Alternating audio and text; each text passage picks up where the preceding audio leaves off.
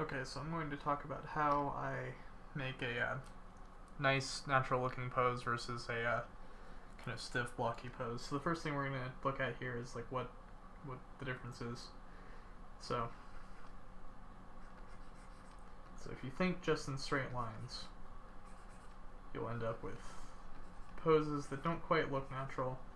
I mean, you might get lucky and have it look so kind of like they're leaning and everything, but as you can see here, that's not quite natural looking. So if you were to flesh this out, you'd find that the limbs would just be too stiff and the whole pose just doesn't look that interesting.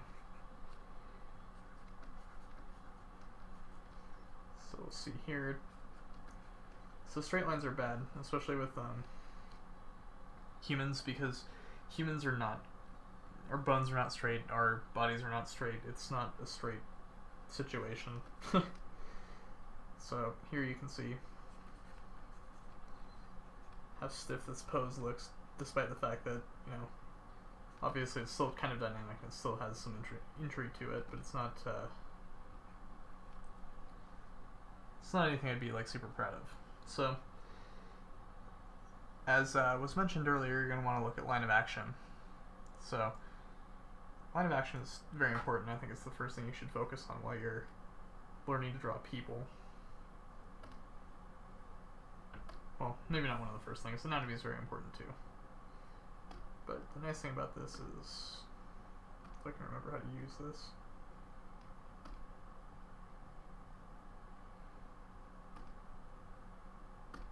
So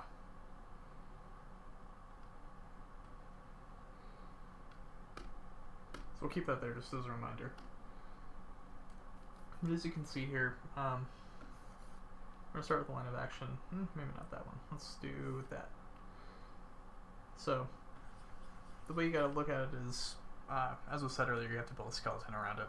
So let's start with the neck in addition to the head. Now we start with the head, but to each his own. So we're going to have the shoulders kind of coming up. Maybe they're lifting something or throwing something. Maybe they're carrying a minigun. Who knows? So now we've got the shoulders and the neck. So what you have to remember is that even though the shoulders, I use balls to represent them here, they actually can move in all directions. So they're not just ball joints. They're more of like levers on ball joints, but you know, lessons for another time. So let's have him throwing a javelin. So as you can see here, I've created curved bones for the skeleton here. And normally you'd want to connect them at the elbow right here, but I'm lazy. So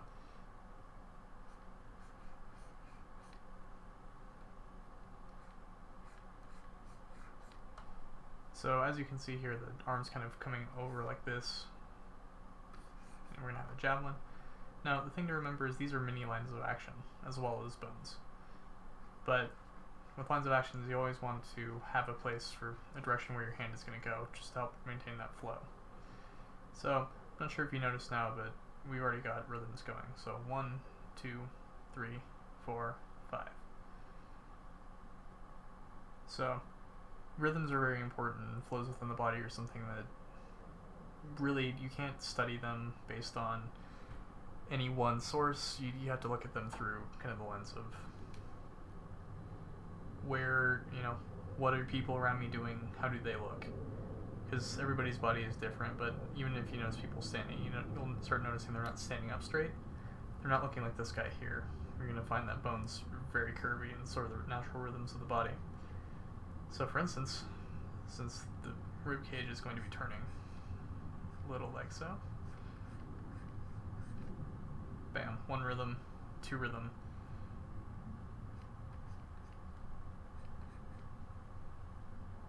3 the rhythm, 4 rhythm.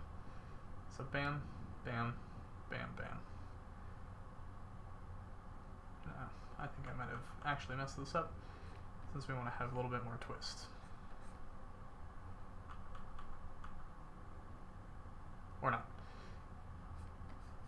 Life is suffering. So Now we're going to have the hips in here too, and we want them to be looking dynamic and not very straight, not flat, not angular, not locked or rigid.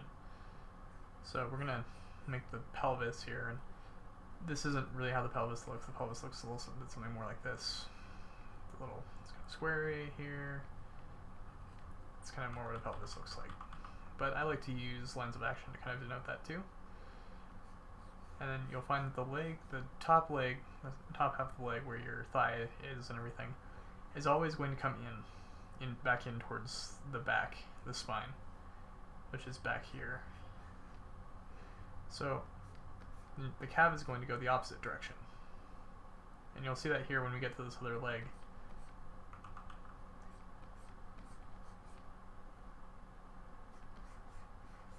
See, already this pose looks very interesting and dynamic, even though really there's not that much happening. So we also have to remember that he's moving forward, so instead we might find a bit more of a rhythm in this. So curve in and then out. And you'll notice that the body and the muscular structures of the body do that. So here we're just going to put in the thigh, and here's where you really need at least some understanding of anatomy. I'm not the best at it, but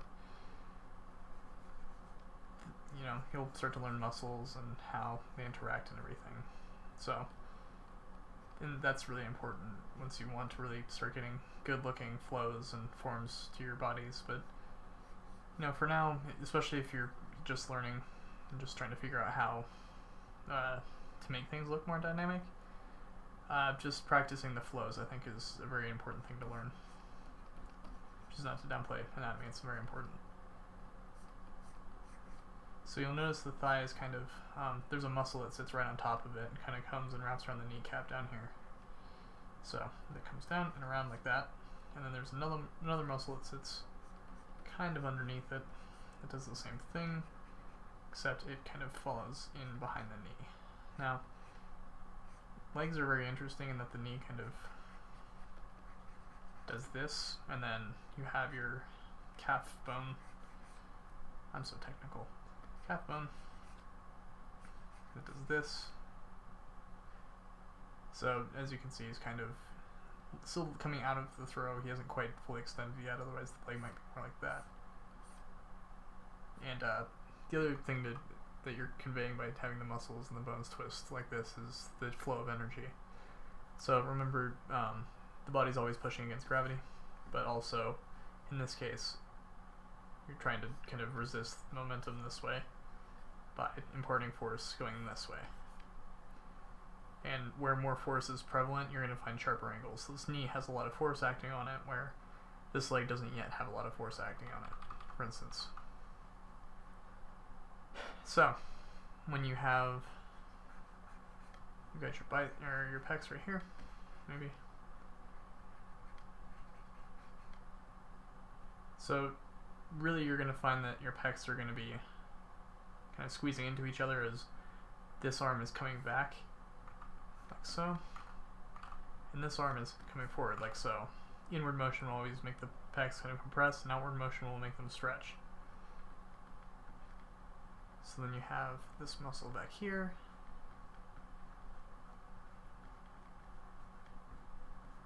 which kind of comes out like this, and you have the elbow. And obviously these arms are a little bit beefy, but the principle is the same, and you don't want to really draw off of your model like this. You kind of want to make sure you're sticking to what the bones you put down are. They're your guides, not something to be feared, really. So then we have, of course, there's the collarbone. I believe the technical term is the clavicle. You've got muscles back here coming into your shoulder.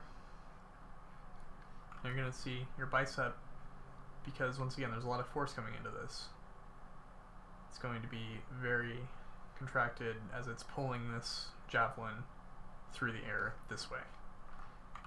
And what you have to remember is muscles look like this when they're kind of flat, and like this when they're being contracted. So extended meaning release of energy, contracted meaning compression of energy. It's hard to explain. I haven't taken science in a very long time. Potential and kinetic energy are the terms I'm looking for, though. So you have your elbow here, comes up like this. Once again, you have your hand guide, because you're listening to what I say. You've got your javelin kind of coming in through here. You could probably draw it better than I did. So notice, once again, there's a lot of force coming into this area here. As a really the best thing to do is take your arm and feel the motion out. So in this case, the elbow is really starting to take all that force, since the momentum of this is not wanting to move yet. So this is going to move first. Well, the body's going to move first, this second, and then this is finally going to be the thing that moves. So there's going to be a lot of force in this area, hence the sharp point. So then we have, let's do kind of like an upturned jaw. Shade that in because it's like a drawing that.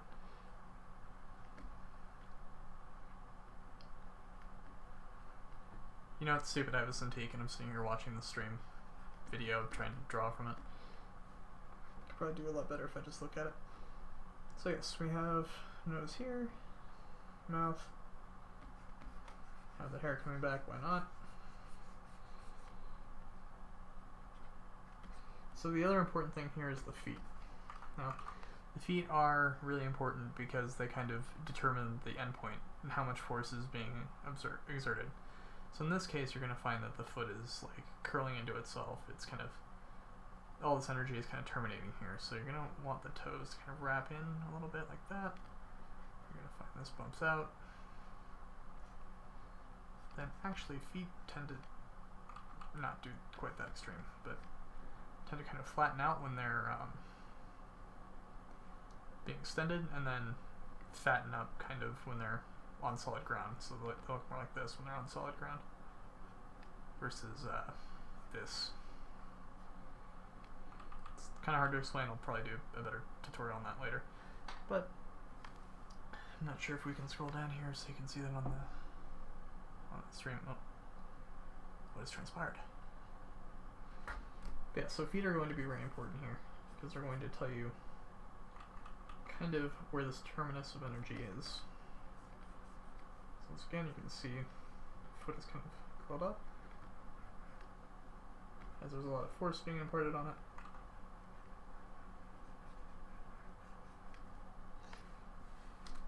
So the other thing to take note of is you don't ever want to zoom in too much.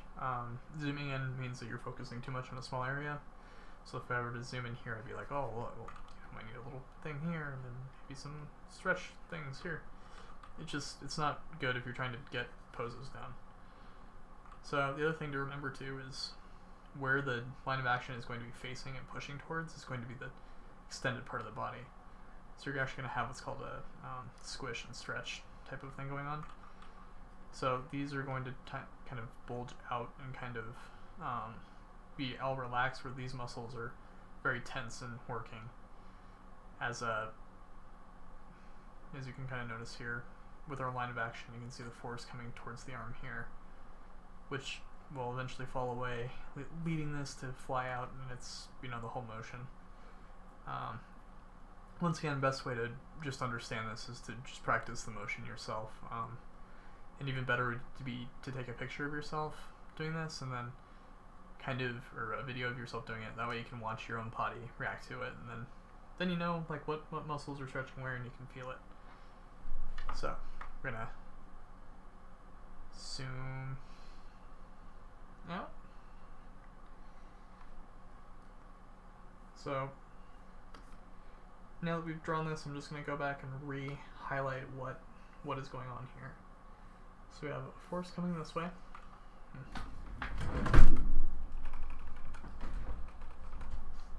Force coming this way.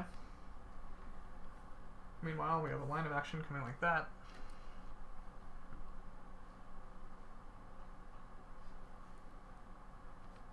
Which is kind of coming back in a rhythm like this. Meanwhile, so you can already see, like, even though this isn't really the line of action for the arms, that would be more like this.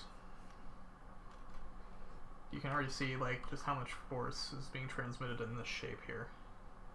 And that's really the important thing to notice is if you can simplify it down to, what is this, 3 lines, and still understand where the force is going and everything, you know you've created a dynamic pose. Whereas this, like, yeah, because I kind of drew him at a curve here, you can kind of see, yeah, you got a little bit of a lean there, as if something was pushing on him from the back. But, and, you know, most people stand kind of like this.